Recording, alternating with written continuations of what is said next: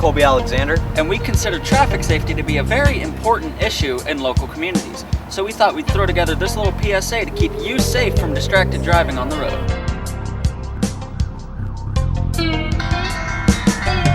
Although I am receiving a phone call, I do not let that distract me from keeping my eyes on the road.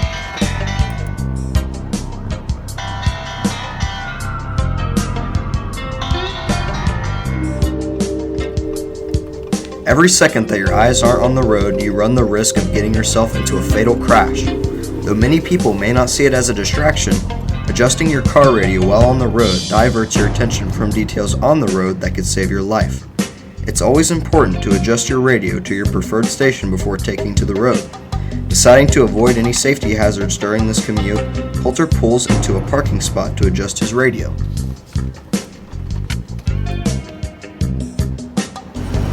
Welcome to McDonald's. Order whenever you're ready. Yes, may I have 2 sausage burritos, please? Any hot or mild sauce? No, thank you. Can I get you anything else? Wait, isn't that the 2 for 2 deal? Yeah, it takes it off at the very end. Oh, okay, sorry. And I'll have a sweet tea. All right, that'll be 307. That's first Monday one. Thank you very much. Thank you. Thank you very much. Have a good day. Even a task such as ordering a burrito at a fast food restaurant can pose a great threat to you and others on the road. That delicious bag can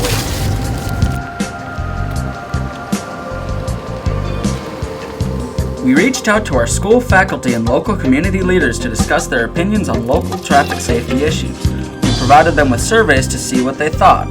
They expressed their concerns on distracted driving in a multitude of ways. With this information, we were able to get a better grasp on how our community was perceiving the issue. Hi, my name is Colter Cottrell, and I'm here with the Assistant Chief of the Ripley Police Department. How are you today, sir? Good. Can you define distracted driving for us? I can. Distracted driving is any activity that diverts your attention from driving. This includes talking, texting on your phone, eating and drinking, talking to people in your vehicle, fiddling with your stereo, entertainment or navigation system, anything that takes your attention away from the task of safe driving. So me just changing the station on my radio while driving is technically illegal? Yes. And using like a phone or something for a GPS is as well? Yes. What about when you're stopped at a stoplight? Is it still technically illegal to send a text or look at your phone even though you're not moving? It is. It doesn't matter whether you're stopped at a stoplight or a stop sign, you're still operating the vehicle on a roadway. For you to safely be able to send a text, you would want to pull off the roadway and put your vehicle in park and then send that text or answer that phone call. Is there anything other than just strictly eyes on the road that isn't illegal to do in my vehicle? You can operate your phones through a hands-free device, your navigation system, stereo, and stuff like that. So if you put your phone in your hands-free mode and then you're operating it orally, then you can do that. And same thing for like handheld GPS devices or anything like that? Yes, most GPS systems now can be operated through hands-free. Is there anything else you'd like to add? Just some little statistics. We've had over 1,000 crashes where fatalities have happened just this year. Last year we only had 968. 55,000 plus crashes just this year in the state of Ohio. That's a lot. It's a lot of people potentially losing their lives. Exactly. And the upcoming of mobile devices being used in the vehicle is playing a large role in this. So we need to try to cut down on that distracted driving because it's obviously hurting our populace. It does. Well, I thank you for talking to us today, and I hope we're able to make some sort of impact and change this. I appreciate you guys and having me come in. Thank you very much. Driving is an act of responsibility. Over 4,000 crashes were reported in Ohio in 2019. Over 1,100 of those crashes were fatal. Hey Chad, are you excited for the sports banquet tomorrow? I totally forgot. What else do we need? There's a lot of things we need, but I can send you a list and you can read them on the way to the store while you're driving. Oh, okay, that's fine. I got data and everything.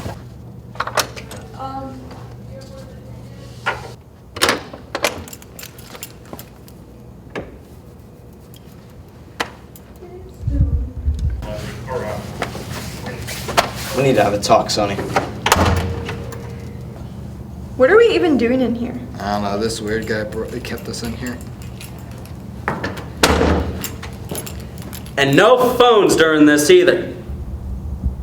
Yeah, whatever. Yeah. Hey! Whoa! Not both of them! You kids need to learn a lesson about safe driving. You're here because you both pose a threat to others on the road. I heard you talking, and I don't like it.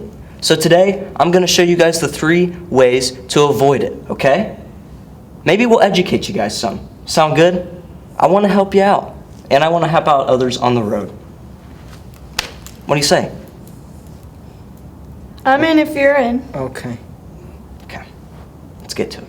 First and foremost, visual. Visual is the first of the 3, and one of the most important.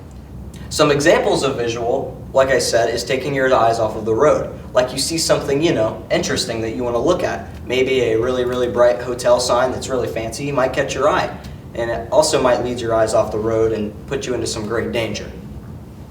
Next is cognitive. Cognitive deals with distractions of the mind.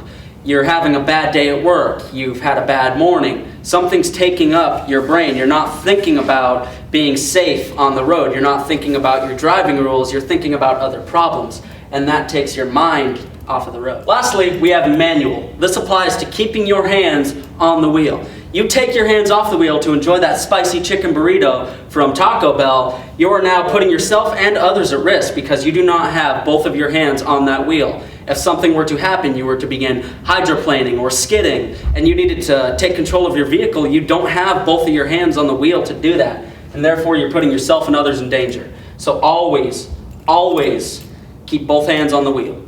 And now that you guys know all about visual, cognitive, and manual, we hope that you can apply them to the road and realize your mistakes.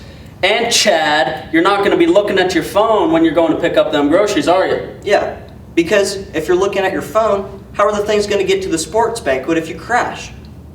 Can I have my phone back? You can if you learned your lesson.